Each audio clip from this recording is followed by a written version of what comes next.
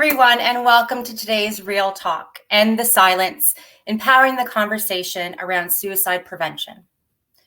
Now, suicide is a very scary topic. It's an uncomfortable one, and one that many are not sure how to navigate. There's a lot of different reasons as to why such a topic is not openly spoke of. However, today's discussion, we aim to really start and stress that dialogue, to raise awareness by sharing information that all of us can use, not only if we ourselves are struggling, but also we can use it to provide hope to those who may be struggling with their own mental health and wellness. It is okay to not be okay, and yet we still have those barriers that do get in the way of having such an important conversation. Now, based on data, the World Health Organization says that more than 700,000 people die by suicide each year. That is one person every 40 seconds. Now, if that doesn't tell you this is an important topic, I don't know what does. Today, I'm joined by a group of panelists from across the world that each have made not only a professional commitment, but a personal commitment to trying to lessen the stigma around suicide, open up that conversation, and prevent suicide from happening.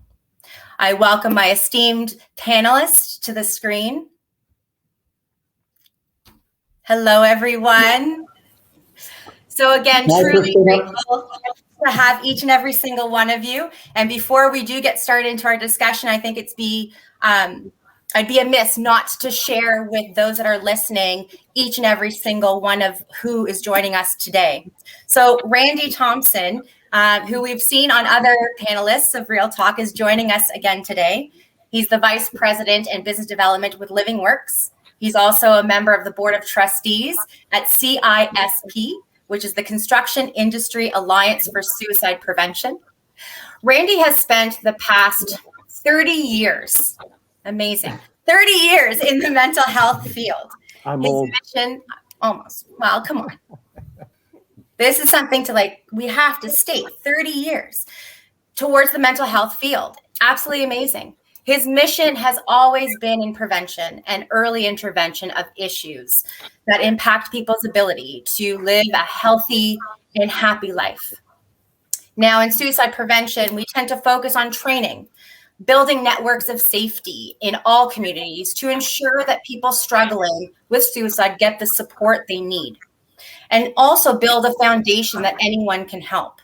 And that's the key. Anyone can help. Now, as a suicide loss survivor, Randy brings his dedication and passion about helping people find ways to keep their families, their friends, their coworkers, and community members safe, not only in his personal, but also his professional life. So welcome, Randy. Thank you for having me. Thank you. We also have Cal Bear, who is the Vice President of Workforce Risk and Worker Wellbeing for CSDZ, a Holmes Murphy company. Oh, that's a lot to get my words around. The CSDC specializes in construction insurance, surety, and risk management. He has served on the editorial advisory board for construction business owners since 2016. He serves as the executive committee of the National Alliance for Suicide Prevention. Amazing. The expert advisory group of the Center for Workplace Mental Health, as well as the Lived Experience Advisory Committee of the Suicide Prevention Resource Center. Truly grateful to have Cal join us. And also, I do want to mention that he was the past national CFMA officer. He's instrumental in the formation of the Construction Industry Alliance for Suicide Prevention. Absolutely amazing. Thank you, Cal, for joining us. Thank you, Christina. Next, we have Barry McCall, who's joining us from the UK, Ireland area. So Barry is currently the senior suicide prevention consultant and trainer with Suicide Bereavement UK. He's also the patron for the Support After Suicide Partnership within England and the director of the National Suicide Research Foundation within Ireland and the board of members. wealth of knowledge on the screen so far. And I must say that, 2016 or within the 2000s, early 2000s tends to be a trend, because in 2016, Barry was the winner of the American Association of Suicidology, the Roger T. Tierney Award for Services in Suicide Prevention. Unbelievable, and congratulations on that achievement. Barry has also been instrumental in bringing ASSIST, which is the Applied Suicide Intervention Skills Training and Safe Talk programs from Canada to the UK and Ireland, which have now become the main suicide risk assessment training and awareness throughout. He has recently retired as a senior coach training and Living Works Incorporated within Canada. He's been appointed as a member of the Scottish Executives Research Expert Group on Suicidal Behaviour in 2004, and was a member of the Northern Ireland Bamford Review of Mental Health and Learning Disability subgroup on mental health promotion and suicide prevention. Barry has been instrumental in bringing the International Association of Suicide Prevention World Congress on Suicide Prevention to Derry in September of 2019, the first time in the UK since 1969. Thank you, Barry, for joining us. Thank you, Christina. And I also know that the last time Randy and I were together were 2 years ago at that conference. Well, there we go. Sharing a Guinness. Or two. Oh, boy. Now, we also have Gorgon Gulstrup, and I hope that I got that last name at least relatively right. He's a plumber and a suicidologist. He is born in Denmark and migrated to Australia at the age of 23. And as part of his recovery from suicidality and mental ill health, he has worked on various construction sites. He has become a union official and eventually a union leader in his home state of Queensland. Now, in 2007, he established the Mates in Construction program in response to very high suicide rates within the construction industry in the Queensland. Now, from a small startup, Mates in Construction now operates across Australia and across New Zealand. He's also created a sister program for workers in the energy and mining industry. Now, despite dropping out of high school at age 15, Jorgen now holds an associate diploma in labor study, a diploma in social and community welfare, a master's in suicidology. He's also a PhD candidate seeking to understand male helping offering in suicide prevention.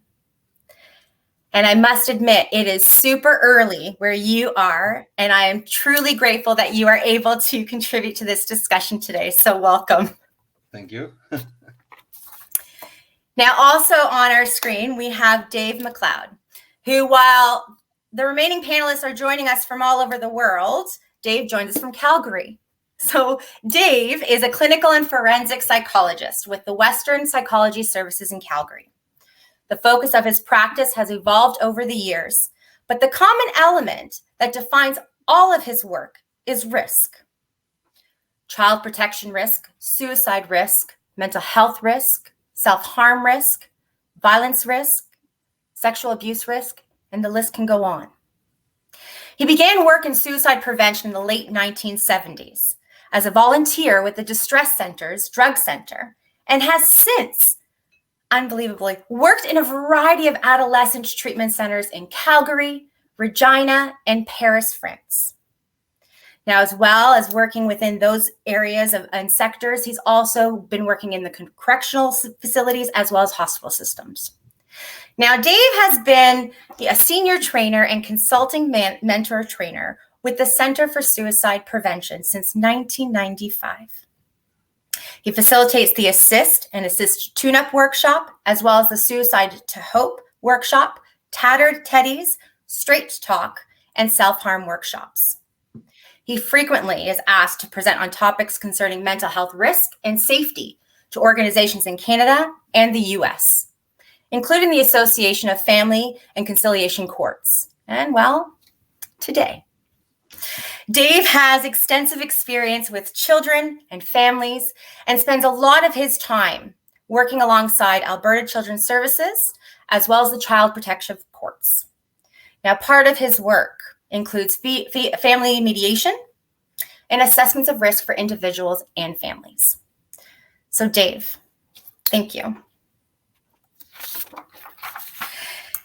Now, today's discussion, as I said earlier, is around suicide prevention, and suicide is a very difficult topic. But the reason that we're having it today is because the 10th of September each year has been designated as World Suicide Prevention Awareness Day.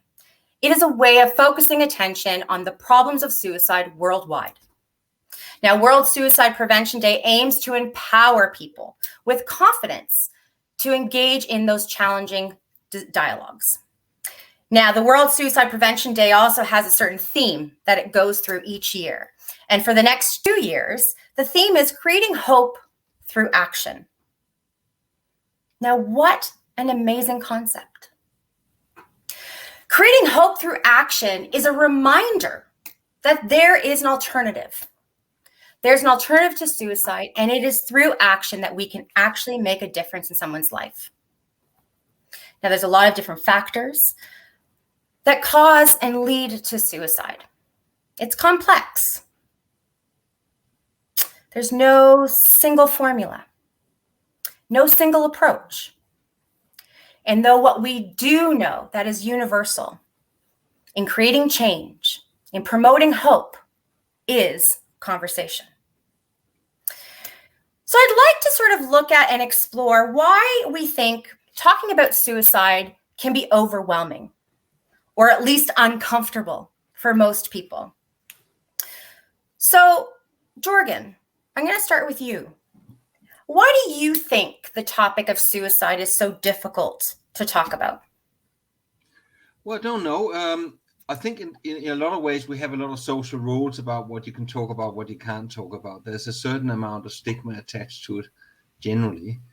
But stigma, of course, often comes from ignorance and fear, and the combination of the two. So it's an area where we might actually miss or dismiss or avoid getting into conversations because we are fearful about what we don't know. We're fearful about we don't know what to do about it. So we don't want to open up conversations we can't handle. Or that we have sort of this view that it's something that is a professionalized stuff where you have to have a white coat and things like that to even engage in the conversation. My experience is actually when we create an environment where it's okay to talk about suicide, people will talk about it quite openly and really well. And so I think it's one of the things we've set a whole heap of rules about what we're allowed to talk about, what we're not allowed to talk about. And unfortunately, suicide has been one of those areas, in part because we might have been fearful about it. My experience from the construction industry and the industries where I've been working is once we actually allow people to talk about it, there's no barrier to it. It's quite easy. I bumped into Cal a few years ago in an airport, and we're just going to have a half an hour conversation about what we're doing. And 4 hours later, we're still sitting there. So it's not like, so once you're into it and once you're used to it, it's not that hard. But it can be hard until we've actually set the settings in a way that gives us permission to have these talks. Of course. And you bring up a valid point. While you've made the point in regards to the construction industry, when it comes to various cultural backgrounds and various individuals from various countries, they also have that sort of same barrier in that this is just not something to talk about. So I think we can actually learn a lot in that overlap between the two. Now, Dave, what do you think is a contributing factor to why it's so difficult? Well, let me just piggyback on that. I think you're right with the whole comment about it. It starts with, do we feel like we have permission to talk about it or not? And when you bring in the element of culture, let's make a distinction. There's the capital C cultures, the systems of faith or the countries or citizenships or whatever, but we all have our small c cultures, our own families, the existence that we have. And for many people, it's just an unspeakable subject. So to talk about suicide is maybe hard enough. To talk about it as some sort of a phenomenon that exists outside of our place is one thing. But to recognize that there might be somebody right in my circle where I've got a bad feeling about how things are going, to talk to someone about suicide and their own suicidality might be even more frightening. Because, you know, as you just said, we're afraid ask because we just don't talk that way. That's not the language we use, and things are going to get weird. Or because I'm afraid if the answer is yes, then I just got myself a responsibility to do something, and I don't know what to do. Or I'm afraid that I might make it worse if I bring this up. So there's all kinds of things that hold us back from talking to people directly about that. You bring up actually another great point with regards to responsibility. And, I'm always of the mindset there's a difference between responsibility and duty, right? And if we sort of take a step away from either of those terms and sort of take it from the perspective of just humanity and wanting to, be someone's cheerleader or teammate of support without an expectation of any particular outcome, but that can also, in my opinion and in my experience, lessen some of that, not only cultural stigma, big C, little c, but also that personal stigma that an individual might also be carrying. Now, I open up the floor. Maybe, Cal, is there something else that you think contributes that hasn't already been discussed with regards to that topic of suicide? Yeah, I really appreciate both Jorgen and Dave's perspective. I think one way we were able to do this in the workplace was to reframe this as a safety, health, and wellness topic. And that really helped normalize this conversation. There still was that fear of the unknown. There was that fear of responsibility. It was putting people outside their comfort zone. But in the framework of safety, it was demonstrating that concern, that empathy, and really not letting someone work around unsafe conditions. So if someone was distracted, maybe with mental health or an impairment, it gave us an opportunity to intervene as a coach and really just provide that coaching and counseling to say, hey, are you okay? Do you need assistance? So that was one quick bridge to how we've talked about this topic professionally. Excellent. Thank you. Barry, what about yourself? Well, I was actually just thinking when all our speakers were with what they were saying, and actually suicide is part of a continuum, and it's the end result if we don't get in earlier. So, if we recognize when people are experiencing distress at an early stage, and I know, Jorgen and myself have worked together. We were working on a building site in London, and it was amazing when you create a forum where people can talk about these things, they will talk about these things. But it's finding the right place for them to talk about. But if we can all educate our colleagues, our family, our friends, and having the courage to actually pick up on something when we know someone is out of sorts, and just fighting the courage to say, look, you're not yourself today, and persisting with that there. We can get in early and get the support to the people long before they ever get to that place of thinking about suicide. And unfortunately for a lot of people, no one intervenes in those early stages. So that's why it's important that we do have programs that are developed, like with Living Works, like with Mates in Construction, with the I Am Here program that's working in industry. If we incorporate all these programs, actually, we can help reduce a lot of the numbers of suicides by getting people the help at a very early stage. And you bring up a good point with regards to the continuum, right? And, there's been obviously a lot of talk, especially more recently, around mental health and building the awareness around the continuum that exists between an individual that is thriving to identifying someone that may be struggling or in crisis. It's important that, we all pay attention to, while there could be a link, and there is a link, normalizing that conversation around mental health normalizes the experience. And we need to sort of do the same thing when it comes to suicide. Now, Randy, do you think there is, a link between mental health and suicide? It's a great question, and one that I think many people have an opinion on. For me, when I hear the term mental health, and I've been in the industry for many years, there's always seems to be a bit of a negative connotation to mental health, when in fact, the actual definition of mental health is a state of well-being, someone's ability and individual's ability to realize their abilities to cope with normal stressors of life. That is really what mental health is. The other thought is, when someone dies by suicide, I think it's pretty obvious that there's something wrong. So to associate mental health with suicide, I think is wrong. I think there's an opportunity there to save people from suicide. There's only 5 to 6% of those who have significant mental health issues that actually do die by suicide. Mm-hmm. So for me, it's, yes, mental health is important, and we often talk about prevention and early intervention. When it comes to suicide, I'd like to look at the risk factors involved, because those are things that we can control. And there are a number of risk factors when you think about suicide. There's individual risk factors from depression, misuse of alcohol, etc. There are relationship factors when it comes to suicide. Talk about a difficult separation or divorce, bullying, a history of bullying. There's community factors when it comes to suicide, barriers to healthcare, people not able to get the help they need, perhaps people in remote locations. There's also societal factors to suicide, the stigma associated with mental health and what we're talking about now.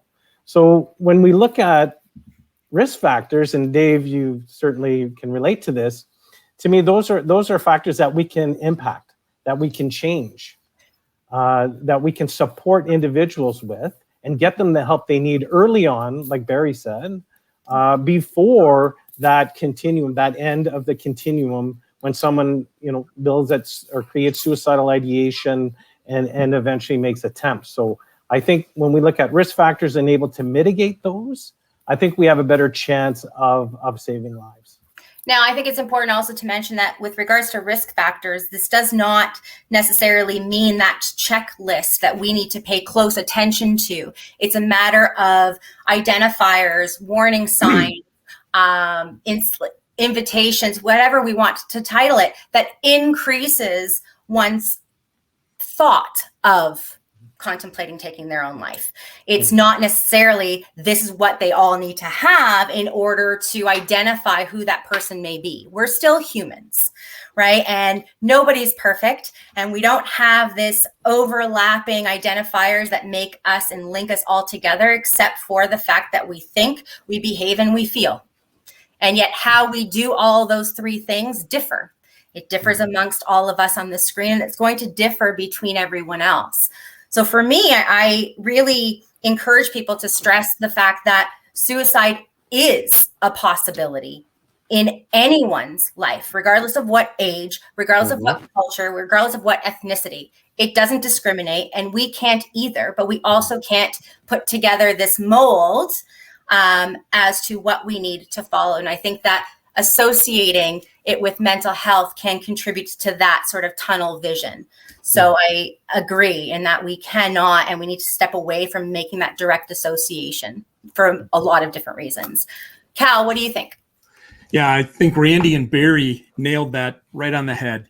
I think that whole idea about mental health and how it has been stigmatized, really mental health, we all have it. It is on the continuum that Barry described. And mental illnesses do comprise a small percentage. The areas of greatest concern to me are loneliness, isolation, chronic pain, those substance use disorders, maybe the lack of coping skills. Maybe it's individuals not having support, not having access to care. So I do think we have to recognize, I know in the United States, the delay from the onset of symptoms to the diagnosis and starting of proper treatment has been shown to be as much as 11 years. So in the workplace, if we build a caring culture, we can let people know that it is okay to not be okay and that resources and support are available. I think the last area that I'd like to highlight, just Randy, you did a nice job setting this up. When we talk about risk factors, too often people think it relies on data. And yet there are patterns that we know from risk factors. If we didn't wait for data and we took action, we could knock down those barriers a lot faster. I agree. It's for me, it's about, we talk about creating hope through action. Well, part of that action that we need to take is time and listening and just being present and aware. And that doesn't cost us anything, but it can make a significant impact on somebody's life. Now, that's sort of part of, I think, the aim to World Suicide Prevention Day is, again, promoting that awareness and providing people with the various tools, strategies, tips, information that can help contribute to their own confidence and their own learning around suicide, whether it be they themselves that may be struggling or what they can do to support others. Now, it is a day that is celebrated annually, and though, let's be honest, to actually create change, we need to gain momentum. We need to continue it moving forward. So it needs to continue beyond the day. So how can we observe World Suicide Prevention Day? Not only today, tomorrow, the actual day of, but beyond. Barry, what do you think? Well, I'd say, Christina, I think you're correct in what you're saying in that World Suicide Prevention Day is every day. Every day. Unfortunately, we have to have a day that brings it to everyone's attention. And in fairness to the International Association of Suicide Prevention, by bringing this to the fore, it brings lots of people together, and then there's a concerted effort to start building upon it. But I suppose one of the things that I often think, in fact, I'm just thinking back to the previous point about the mental health. If you think of physical health, people can name you all the good things of physical health. When you ask them to name mental health, they start listing mental illness. They do. And there's a big difference between that there. I know people who have severe mental illness who are actually mentally healthy. Mm-hmm. And I know people who don't have a mental illness, but who are not mentally healthy. So it's poor mental health we need to be thinking about, as opposed to mental health, that when people experience poor mental health. But one of the things that I think about for all of us that are out there, and getting away from clinicians, because people sometimes think it's only experts can do this here. And I know some experts that I wouldn't let near my dog. And I know a lot of people who haven't had official clinical training who I would put my life in their hands because they are caring people. And we all want to prevent suicide. So one of the big things I think is that we need to reach out and, challenge our own fears to reach out to people that we're concerned about. That could be our family, it could be our friends, it could be our work colleagues. And it's not somebody behaving strange, it's someone who isn't just being themselves. I was asked on a radio interview one time, what does someone look like who takes their life? And I said, take a look in the mirror. Yeah. That's who takes their lives. You and I. We all have the potential of getting there. So what we need to do is be prepared to reach out to our friends, colleagues. But if it is ourselves, we need to reach out to ourselves and be prepared to ask for the help, find the courage. And as Randy knows, I'm big into my music, and I thought about this and I thought of the words of the song, I'm starting with the man in the mirror. Let's start with ourselves. And again, it does bring back to that self-stigma as well. And part of the contribution towards that barrier is language. And it's been a constant theme that we've sort of heard throughout even today. The first little bit is the choice of words that we use, the phrases that we use, the associations that are made with simple words. Language has wings, right? And we can't necessarily control the impact that the words can actually have on someone, regardless of our intention, but we can definitely be mindful of lessening the impact and really ensuring that the choice of words that we use, how we're having this conversation, the actions that we ourselves are doing moving forward are supporting a culture of change versus fueling a culture of resistance or fear, as Jorgen has said. So that's sort of how I see as a contributing factor of what we can do beyond today is being more mindful of some of the language that we use in speaking about suicide and speaking about suicide prevention, but also speaking about our own experiences of life stressors and the shit that happens on a daily basis that we some days can manage, other days can't. And that's normal. We need to normalize that experience and normalize talking about it. And that could lessen some of that barrier. Dave, what do you think we can do beyond today's discussion to contribute to that? I feel like if there's a takeaway from a day like today, it might be a reminder to each of us to pay more attention to other people. One of the things that we have come to realize about people who are really struggling and approaching a decision about suicide is it is so common that they pull away and hide. And who of us doesn't have a story about the person who took their life and we say there were no signs? I'm putting air quotes around that. And yet we have so much research that says usually there are signs. So how do we make sense of that? That either maybe it's easier to say there were no signs than to say there were signs and I missed them. Okay, that salvages me. But the idea that sometimes signs don't look like signs until afterwards, and we look back and we say, well, I guess that was a sign, but it sure didn't look like a sign when I saw it. To be more attentive. I had a next door neighbor who used to say, there's something wrong here that ain't right. To notice and to be able to say to someone, I noticed this about you, tell me about that, to start the conversation, to see where it leads. May not be suicide, but something might be wrong.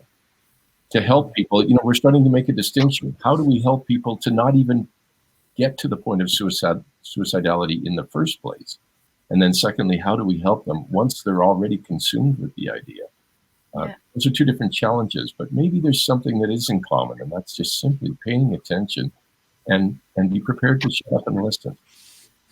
Exactly. And again, we've talked about the early intervention. We've talked about being aware and being present and mindful when, let's be honest, as human beings, we are intuitive beings. We have that gut feeling when something just doesn't seem right, whether it be with another individual or whether it be with a situation.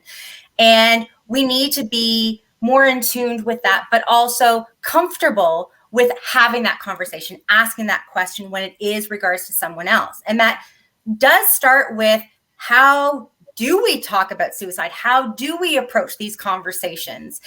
And, Dave, since we just sort of left off with you, how would we have those type of conversations and talk about it with families? Like either as a parent or as a family member? Yeah, great question. Because we already in our families have our own patterns of talking to each other. We have our relationships. We have subjects that are part of the everyday conversation, and then we have new subjects that we never talk about.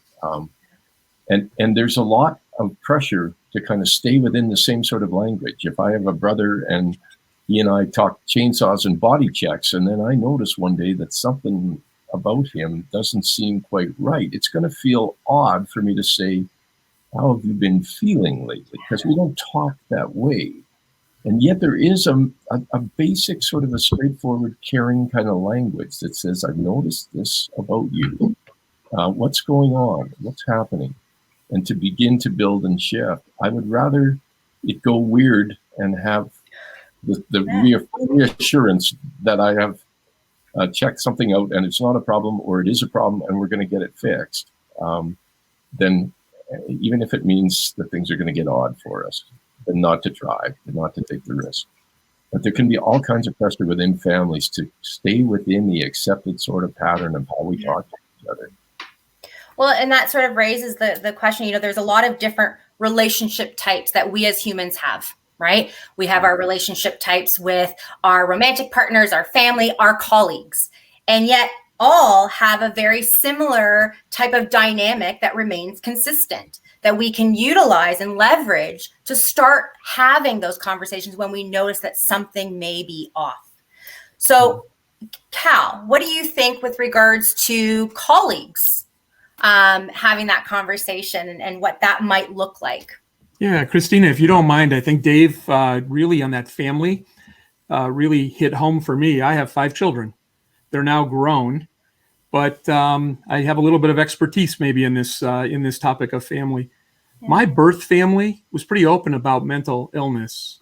it was on both sides of our family. So my parents were pretty open. We talked about depression. We talked about anxiety.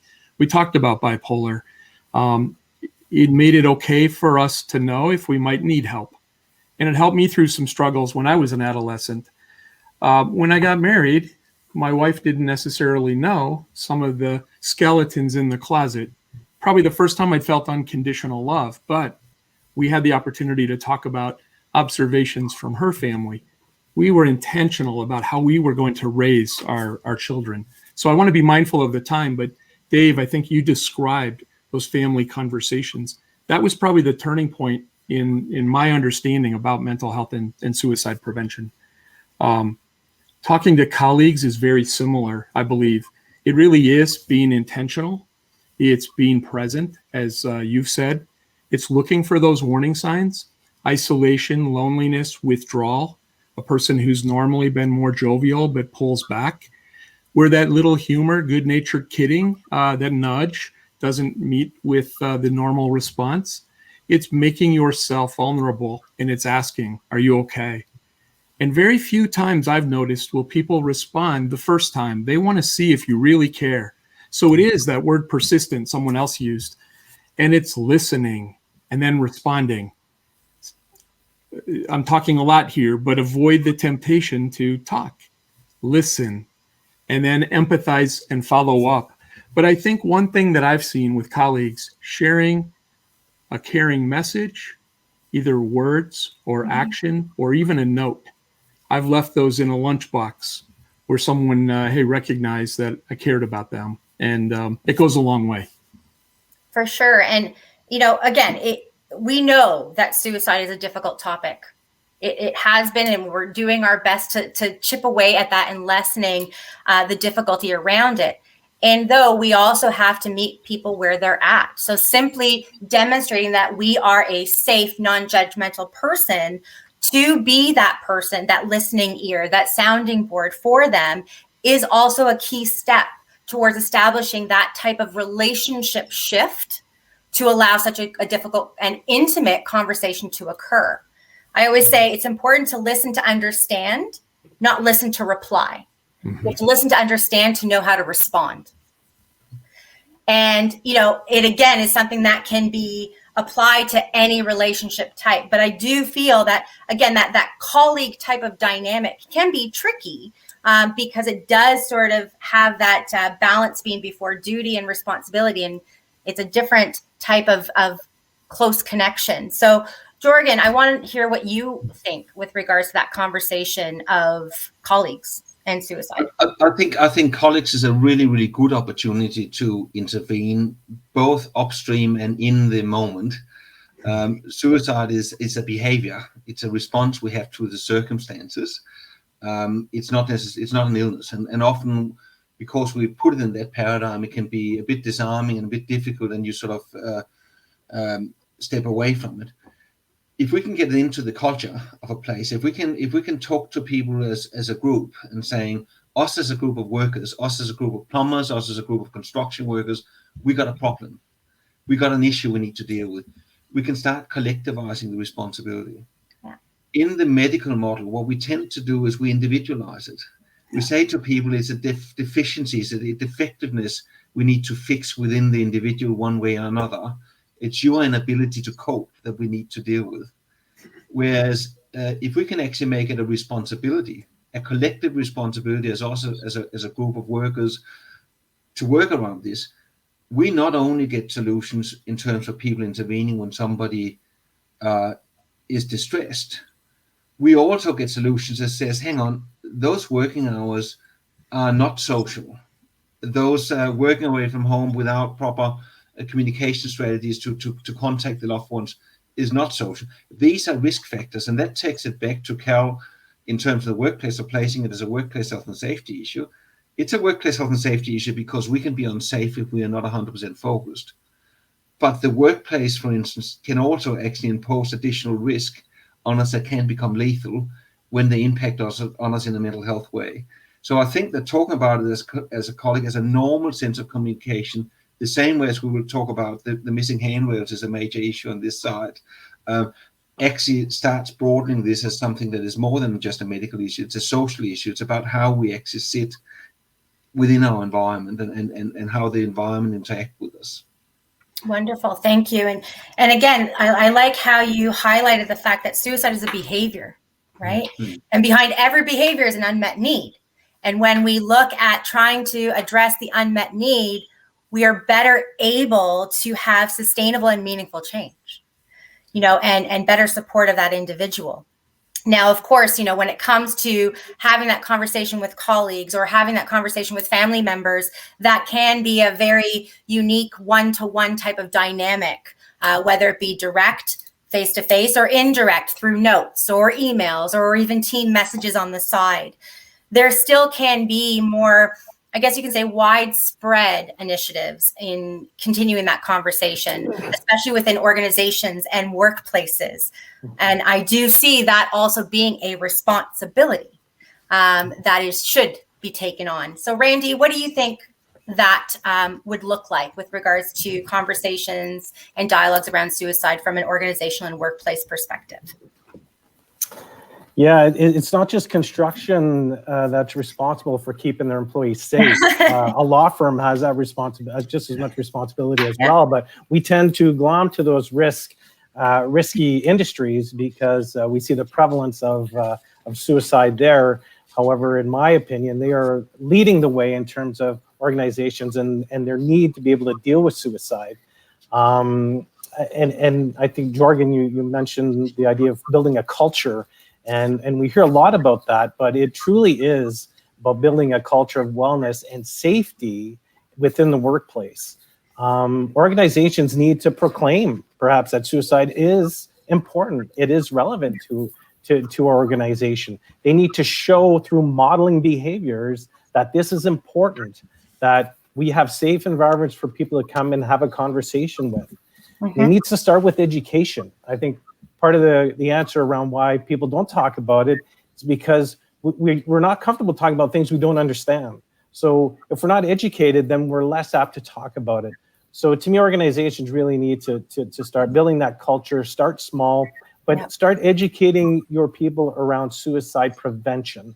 What are the signs? What are the invitations, as you mentioned, Christina? You could start with your managers and work way down and support the employees as well. So really what we're talking about is taking a community approach to suicide prevention. I don't think we're going to be able to move the needle around suicide prevention until we start taking that community approach. Because people who are thinking about suicide, they're not going to talk to the doctor. We want to assign responsibility there, perhaps, but they might not talk to the doctor about how they're feeling. They might talk to their brother, because mine did. They might talk to their colleague. They might talk to their faith leader. So it's really important that we start building that community approach to suicide prevention. We start speaking the same language, but for me, it starts with education. I couldn't agree more. And it again is that collective commitment towards creating the change. And again, it's through action, whether it be education or, as Barry spoke earlier, starting from that individual and doing those internal check-ins with self and having that conversation with your own self about how do you see suicide? What is your opinion on it? What do you feel about it? What is the discomfort around it? And there's a lot of resources that are available to better educate not only an individual that is struggling, but also an individual that is wanting to be that support network, wanting to sort of build a better infantry, if you will, of resources for their own ability to be that bridge, that teammate of support. And we have a lot of those various resources, not only available on the Wellness and Learning website, but it will be available through our social media platforms during this live. So I encourage all of you that are listening either now or afterwards to check out those resources. There's training, there's workshops, there's presentations, there's a slew of resources that are actually accessible to you regardless of where you are in the world. It's just a matter of knowing where they are, knowing that they exist, and taking that step forward to actually access those resources. And that is a very individual commitment as well. You have to want to do it. You have to feel comfortable to do it. And I think that contributes also to that internal individual conversation that we have. Barry, what do you think with regards to the individual perspective on that talking of suicide? Well, taking in what everyone has said there, I've always thought that one of the most important things about suicide prevention is demystifying that it's only clinicians can do suicide prevention. And actually, most suicide prevention doesn't happen in the clinical room. It actually happens with friends talking to each other. And I'm reminded of, I was coming in from the airport in Dublin, going to the Irish Parliament, and got into the back of the cab. And the cab driver said, "Where are you going?" And I said, "I'm going to the Irish Parliament." He said, "Are you a politician?" I said, "No, I'm not a politician." "What are you going to the Irish Parliament for?" "I'm going for a meeting." "What kind of a meeting are you going for?" And sometimes I won't say exactly what I do, but on this occasion I did. And I'm going to give you the short version of this. But as the journey went on, I picked up that there was something going on for this cab driver. And by the time we pulled up outside the Irish Parliament, I discovered that this guy was thinking of killing himself. And he had told me how he was going to do it. Now, what I was doing, anyone could have done. The formula that I was following, and I'll have to promote Living Works here, I was following the assist program. But we trained up our cab drivers in our city in assist and safe talk programs. So look, if you get the proper training, any of us can do this, just the same way as any of us can do CPR training if we're trained appropriately. But we do need to reach out. And if we're interested in helping to prevent suicide, all of us need to find out what's available within our communities, because it's everyone's responsibility to prevent suicide, not just clinicians. And we all have a part to play in this. Again, agreed completely. And we can sort of bucket three main elements that we can all follow through and all really make those steps forward. It's connect, it's discuss, and know your resources. Those three elements, anyone can have access to, anyone can utilize. When you connect with someone on a more personal level and from a position of caring and actually genuinely caring what's going on with them, and not just kind of sitting there going, yeah, I really want to know how things are going, but then you're sort of sidetracked into something else. That nonverbal demonstrates that you're not my person. You're not the person I'm going to trust with something that's so delicate and so intimate to what I'm experiencing. So that being present and actually genuinely offering that person your time, your attention, and creating that hope through those actions allow you to have those discussions, and then connecting to the specific resources of support. And all of those are various elements of strategies and tips, which I think are valuable to start talking about.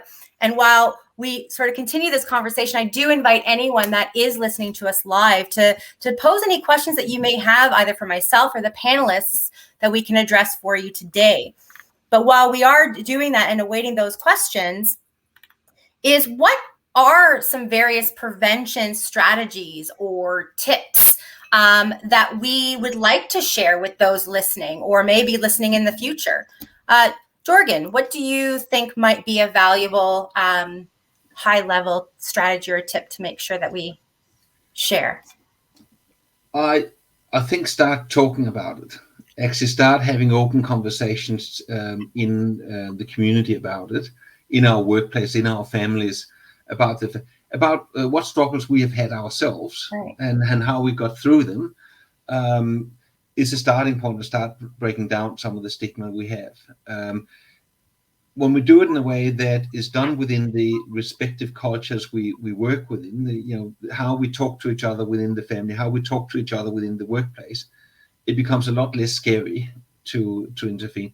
We need to demedicalize this if we really want to make an impact. We need to make it conversations we're having on a day-to-day basis with each other, mm-hmm, in normal language about normal things, because that's where the issue sits. That's where the problem sits. That's where you're going to find the people who are struggling. They're not going to sit in the doctor's surgery. Yeah, exactly. Cal, what do you think? I agree with many of these concepts. I think it does start with learning yourself. I think it's, unfortunately, we still use that word, mental health literacy. We call it mental health first aid. But to Barry's point, that's a great starting point. And I think demedicalizing is a word, Jorgen, I have not heard us use before, so I really appreciate that perspective. But I think it is making it regular conversation. Again, I focus in the workplace. I focus on other communities. Whether you're a youth coach, a youth leader, a sports leader, there's opportunities in your own community to share resources. And it can be really simple. One of the best strategies I've used for many years are wallet cards or having contact cards in phones and just putting that number so it's there if someone does experience a crisis, or they can share it with someone else. So it's a really simple tip, but it's something most of us will have a cell phone, and it's a great way to make the topic transportable. What I would say there is it makes it a real-time conversation. To me, there's nothing worse than saying, I'll have to look, I'll get back to you with that information. It's taking immediate action to bring that hope right now in real time. Wonderful, thank you. Randy, what do you think with regards to prevention strategies? Yeah, I totally agree with the panel, of course, and their comments around really individualizing suicide prevention and deciding if you want to be a helper or not. And then there are different levels of help that people can provide. And I'll reiterate Barry's comment that anyone can help. You can be just someone who is aware that, there's suicide happening, suicidal ideation, there's thoughts there. You can just be aware of that. There's training available for those who perhaps want to be a connector, so that when you become aware of someone who might be suicidal, you're able to connect them to supports that will help them, right to providing interventions. So there are different levels of training that is available. You don't have to be the guy. You can just be someone who's aware, and that's good enough.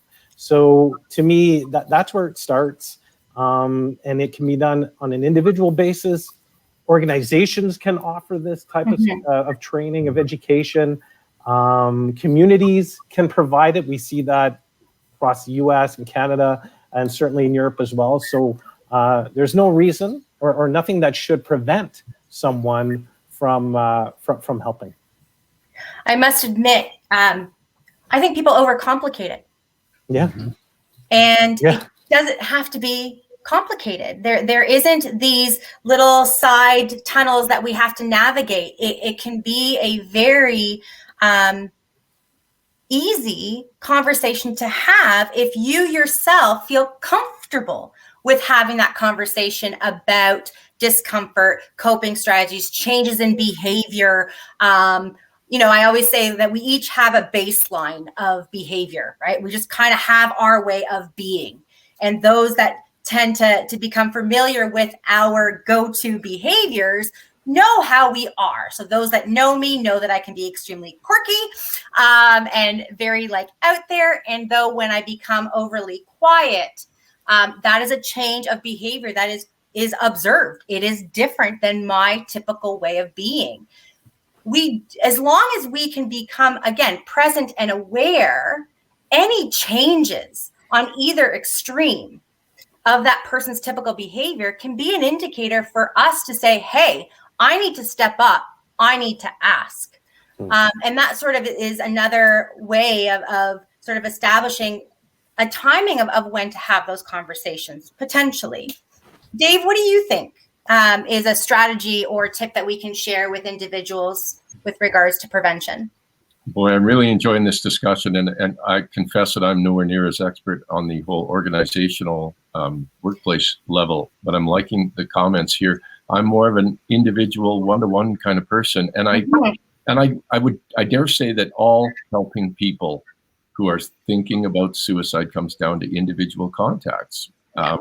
And so to whatever degree any of us as possible helpers can make ourselves approachable and accessible and people that are easy to connect with, we maybe break down some of the fear that stands in the way of meaningful conversation. And recognizing, I think also, just to piggyback on what you said, Christina, to free ourselves from the idea that there's a right or wrong way to do this. And if you haven't had the training, you can't. And if you don't have the right letters in front of your name or after your name, you can't do this. And it's so much about curing. And I had one person one time who said, I would rather talk to somebody who cares about me but doesn't know the first thing about suicide than talk to somebody who knows everything about suicide and doesn't care about me. Yeah. One last thought. We've seen it over and over and over again. We've heard from people that even in the final throes of an act of suicide, almost always there's a part in this person that doesn't really want to do this. People don't take their lives because they want to die. They take their lives because they don't want to live the way they've been living anymore, or they're afraid of how they're going to have to live. And if there was another way, they would take it. People would like to find the hope. So to whatever degree we can make ourselves available to listen and support them and help them find the hope, that's what they're looking for. It is so very true. And yet it's not something that is widely discussed either. That isn't something that is spoken of and highlighted, that this isn't the result that someone is planning out to actually achieve. It's a thought that then becomes a reality because they don't know what else to do. And, just simply being that person, that ear, that support network, even just that go-to, even if they don't go to you, knowing that you're a safe space, knowing that you care about their well-being, their wellness, and what's going on with them can be that seed of hope that is enough to be planted in order to grow and change their perspective of things. Now, that's not to say that, through all efforts that we make, they don't decide to take their own life. I really feel that I need to say this. I'd be remiss if I give, this discussion, this platform, and not say that sadly, we are not able to change all people's outcomes. And with that, knowing that someone has taken their life and potentially not being aware of what those signs are. And that, again, Dave, you mentioned earlier where they I had no idea, or I didn't see the signs, or, that is a common reaction to those that have lost someone to suicide. And there's guilt. Let's be honest. There's guilt that's attached to that experience that can be overwhelming to that individual themselves. So what do you think we can do to help educate those that may be listening, that may be feeling that guilt or fearful that if, a family member or a colleague or a community member has lost their life to suicide and they didn't know or they didn't do something to stop it, might be feeling? Randy? Yeah, I lost my brother to suicide a few years ago. We were very close. I was working in mental health. I was aware that things weren't going great. And he decided to take his own life. And the biggest challenge for me was to come to the understanding that I was not responsible for his behavior. And I think that speaks to a lot of relationships. I think it's important to remind yourself of that you are not responsible for someone else and what they do. But it was a wake-up call, certainly for me, to get educated. As much as I thought I knew about mental health, I certainly didn't know enough about suicide prevention at that time. Could I have saved his life?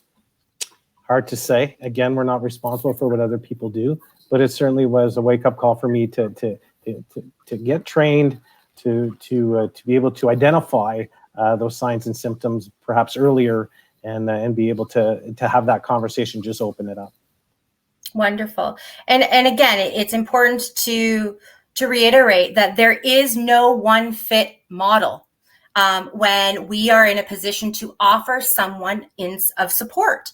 There's a lot of different avenues. There's a lot of different ways that we can offer support. And there's also different resources of support that are accessible to someone that may be struggling, may be in crisis. And they are widespread. Today is about building that awareness that we each have our part. We each can make that difference with the simple fact of time, with the simple fact of conversation, with the simple fact of offering someone hope. So Barry, what do you think might be something that we can encourage people, sort of last thoughts before we start wrapping things up? Well, it's actually a very common thing when you lose someone to suicide. Well, two key things, guilt and shame, tend to come along with when we lose someone to suicide. And I'm reminded of a client that I had one time who had said to me, I'm responsible for my son's death. And I asked him, did you ever tell anyone that? He said, I told my wife. And I said, and what did she say? She said, I wasn't responsible. And I said, well, did that stop you from feeling guilty? And he said, no. I says, do you think if I told you that you weren't responsible, would that stop you from feeling guilty? He said, no. I said, guess what we're going to do? We're going to work on why you think that you're responsible and why you feel guilty. And I said, and what we can maybe do is help reduce your feelings of guilt, because guilt comes back again at times. Yeah. And we can be reminded of it. But we do have to help people have conversations about feeling guilty rather than trying to placate them. We need to let them open up about their feelings of guilt.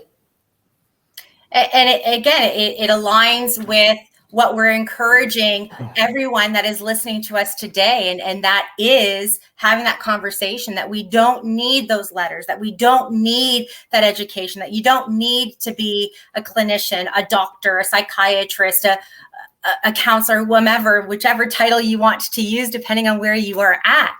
It is about us being just support and being that ear, and that we don't need to have those medical qualifications, but we do need the education. And that is through various resources. There are accessible training opportunities, Living Works being the driving force of suicide prevention training and workshops, and a variety of different training opportunities through them that, frankly, I think each of us on the screen are able to facilitate. But again, those resources are accessible to you. And the important message is, and for today's discussion, is really inviting everyone to join us in our commitment to reduce that stigma, to build the awareness, and to be a connector, and to be part of that support network of awareness. That's where it starts. That's the first step of today. And I encourage each of you to join us in our commitment beyond today. All of us can do our part. All of us around the world have a different responsibility, a different duty, but we all share the commonality. And that is our voice. That is our ears. That is something that doesn't cost money to use, that doesn't cost money for somebody else to have access to, but yet it makes the difference. That is the starting point. It's being able to simply demonstrate that you are that safe space and that you can help them create those moments of hope. Create hope through action. We can make the difference. We all can do our part. Now, I also invite each of you to join me and others around the world tomorrow, 8 p.m., and light a candle.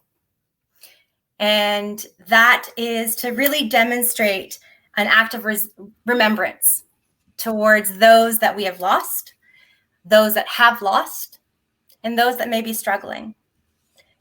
It is a simple act, but yet it creates hope. Together, we can make sustainable change, meaningful change. It starts with language, it starts with a self-evaluation, and it starts with that first step, which you've taken today by listening, but now take it beyond today. Look at the resources, educate yourself, and get comfortable with the uncomfortable, because that will normalize the experience. I do want to thank all of my panelists for joining me today. You have left us yet again with powerful, meaningful, motivational, and inspirational stories, tips, strategies, and also validation that we don't need the credentials to actually make a difference in somebody's life. So thank you all for joining us, and I do wish you all the very best beyond today. Remember, end the silence and empower the conversation around suicide prevention. Thank you very much. Thank you.